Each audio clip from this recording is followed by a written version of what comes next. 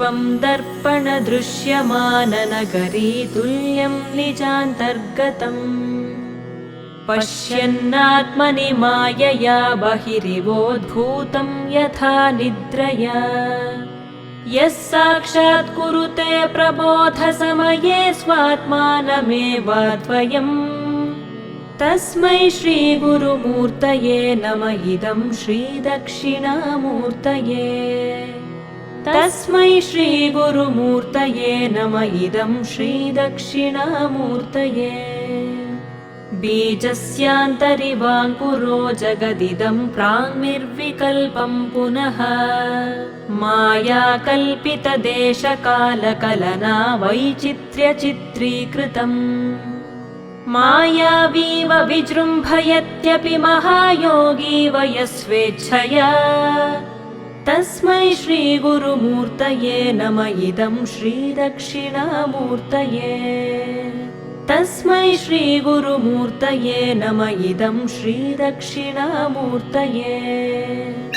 यस्यैव स्फुरणं सदात्मकमसत्कल्पार्थकं भासते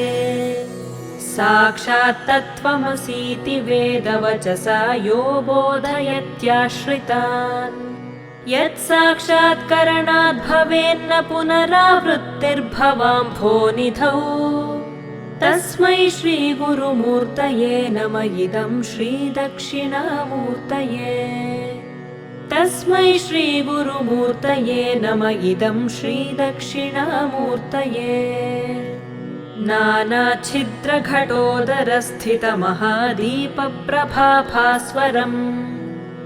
ज्ञानं यस्य तु चक्षुरादिकरणद्वारा बहिस्पन्दते जानामीति तमेव भान्तमनुभात्येतत् समस्तं जगत् तस्मै श्रीगुरुमूर्तये नम इदं श्रीदक्षिणामूर्तये तस्मै श्रीगुरुमूर्तये नम इदं श्रीदक्षिणामूर्तये देहं प्राणमपीन्द्रियाण्यपि चलां बुद्धिं च शून्यं विदुः स्त्रीबालान्धजडोपमास्त्वहमिति भ्रान्ता भृशं वादिनः मायाशक्तिविलासकल्पितमहाव्यामोहसंहारिणे तस्मै श्रीगुरुमूर्तये नम इदं श्रीदक्षिणामूर्तये तस्मै श्रीगुरुमूर्तये नम इदं श्रीदक्षिणामूर्तये राहुग्रस्तदिवाकरेन्दुसदृशो मायासमाच्छादनात्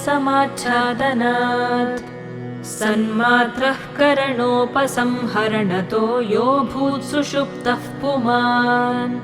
प्रागस्वाप्समिति प्रबोधसमये यः प्रत्यभिज्ञायते तस्मै श्रीगुरुमूर्तये नम इदं श्रीदक्षिणामूर्तये तस्मै श्रीगुरुमूर्तये नम इदं श्रीदक्षिणामूर्तये बाल्यादिष्वपि जाग्रदादिषु तथा सर्वास्वस्थास्वपि व्यावृत्तास्वनुवर्तमानमहमित्यन्तः स्फुरन्तं सदा स्वात्मानं प्रकटीकरोति भजतां यो मुद्रया भद्रया तस्मै श्रीगुरुमूर्तये नम इदं श्रीदक्षिणामूर्तये तस्मै श्रीगुरुमूर्तये नम इदं श्रीदक्षिणामूर्तये विश्वं पश्यति कार्यकारणतया स्वस्वामि सम्बन्धतः शिष्याचार्यतया तथैव पितृपुत्राद्यात्मना भेदतः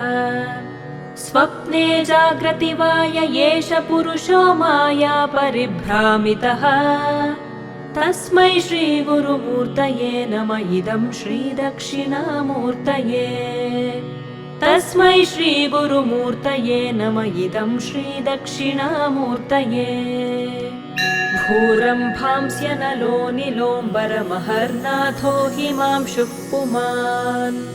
इत्याभाति चराचरात्मकमिदं यस्यैव मूर्त्यष्टकम् नान्यत्किञ्चन विद्यते विमृशतां यस्मात् परस्माद्विभोः तस्मै श्रीगुरुमूर्तये नम इदं श्रीदक्षिणामूर्तये तस्मै श्रीगुरुमूर्तये नम इदं श्रीदक्षिणामूर्तये